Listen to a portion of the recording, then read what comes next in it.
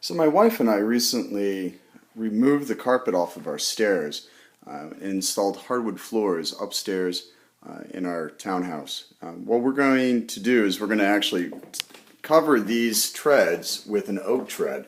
As you can see, we have pine, and in some cases the nosing has been broken off. So what we're going to do is we're going to install a popular riser, and then we're going to install an oak StairTek tread. And what we're going to have to do is shave off this nosing, install the riser, and then the tread.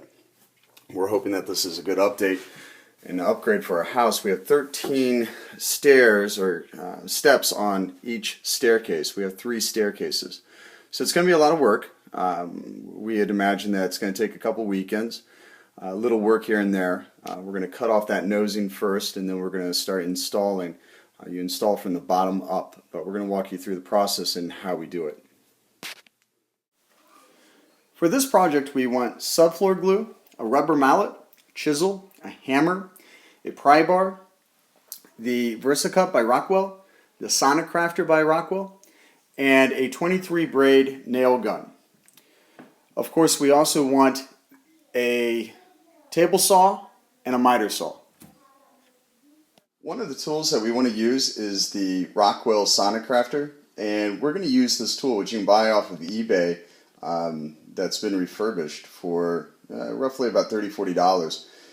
We're going to use this tool to cut the nosing from the staircase. So as you can see, I've already done this on the staircase. It's taken me about probably 10 minutes or so to complete it on one side. But once this is cut off, then what we can do is we can cut from underneath and get a little bit of a cut here, nice and flush, and make sure that we're cutting just the nosing off. From there, what we're going to do is we're going to use another Rockwell tool, and we're going to cut off the nosing entirely. Now, after cutting off the nosing here, what we want to do is use our oscillating saw from underneath and cut the nosing off there. I'm not going to cut it off completely. What we're going to do is just make a mark, cut through about 2 inches into the nosing. That's it. done? Done. We now have the stair tread cut from the staircase, at least here with the nosing. You can see here as well. And then on the other side as well. We have it cut from the staircase, and we have the nosing cut here, a couple inches in as well. To do that, we use the Rockwell oscillating saw. Now what we want to do is we want to use the Rockwell VersaCut. We're going to use this, which is a nice small handheld saw to cut those strips. But the way that we're going to do it is we're going to actually cut 2 little guides, and we're going to use, in this case I used bookcase shelves from IKEA, cut them down to size so that they match the need for the saw to be able to glide along. So with my VersaCut, I'll be able to now cut off the nosing right where I need it. So it'll cut right in a nice line. Best of all, there is a laser on it, so I can line everything right up. So this will be a nice, easy adventure. With the stair nosing cut off, now what I want to do is I want to go back and sand, make sure that this is nice and flat. So I'll do this for all the stairs. I'll probably use a hand sander or even a belt sander. I'll also make sure that the corners are nice and straight so that when I go to put on the new nosing, it'll size up nice and neat. After about 2 hours, all the nosing has been cut off of all the staircases, and now what we want to do is we want to start measuring out the risers and the treads. To do so, we're going to use this thing called a scribe. This is a tread tool. This is made, I believe, by StairTek. You can buy this online through Home Depot for about $15. All you need is a 1x3. In this case, I used leftover flooring from the hardwood floor installation. I have this attached, and this will help me scribe out my cuts.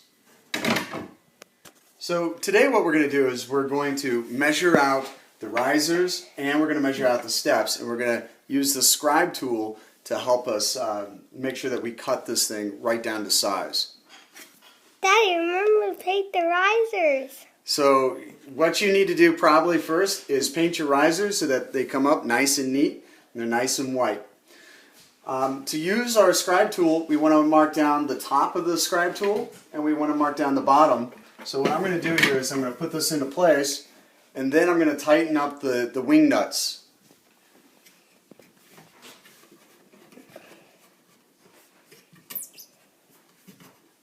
And then when that's ready to go, I'll take this downstairs and we'll start to do the cuts. All right, May. The other thing that we want to do is we want to measure the riser. So we're going to measure right here. This is 7 1/8. And if you look, most of the stairs are actually right about 7 inches over the finished stair tread. Using the table saw, rip it down to size.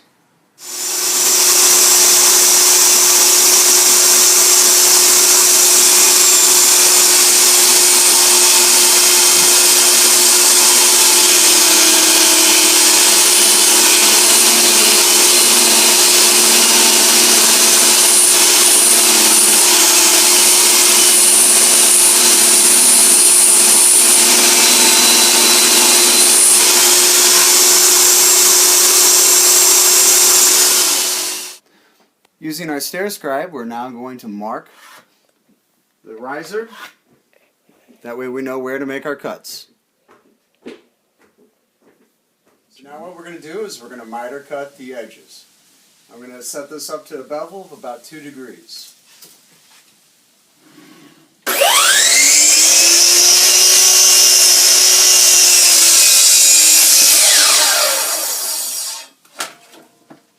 With the riser cut down to size, now what we want to do is glue it and put it into place.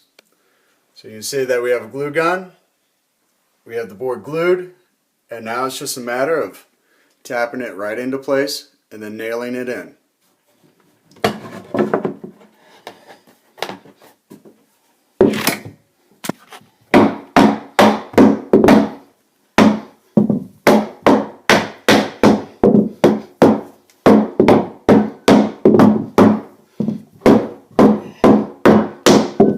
Using a 23 gauge braid nail gun, staple the piece into place.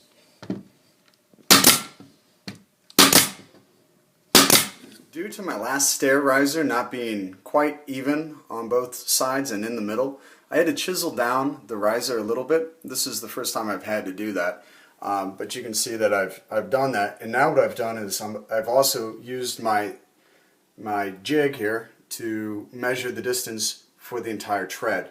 So now what I'll do is I'll go downstairs, I'll rip the tread, and I'll also miter saw the end. The stair tread cut, we're going to glue, tap it into place, and then staple it.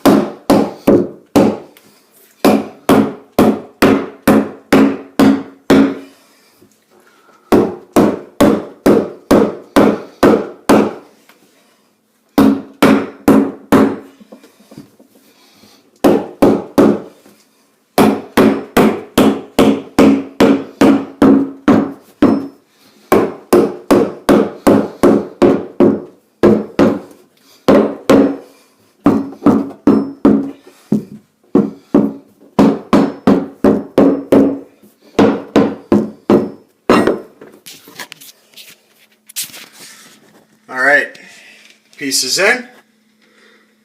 Now, one of the things that you may notice is that I didn't actually bevel cut the tread, and the reason why is because I'll show you one that was bevel cut. This is bevel cut. It goes in a lot easier, but you can kind of see that there's a little bit of a spacing here. It's not really that big of a deal, but I wanted to show you the difference. You do run the risk, though, of splitting these, so you have to be very careful. You'll probably mark up your riser, or not the riser, but the staircase. Anyway, it's your choice, your preference. After about 5.5 to 6 hours, the staircase is done. You'll notice that in some areas, I'm going to have to go back and add a little bit of caulking, or put like a little epoxy in there. And you'll notice also the top, I did not put in my tread. What I'm going to do instead is I'm going to get a very, very, very thin piece of plywood. I'm going to go over this. I have this little hole over here that I'll fill in as well. Of course, I'll pre-paint that and then glue it and tack it into place. But that's it. The staircase is finished, and these are pretty awesome treads that go along with our hardwood floors upstairs.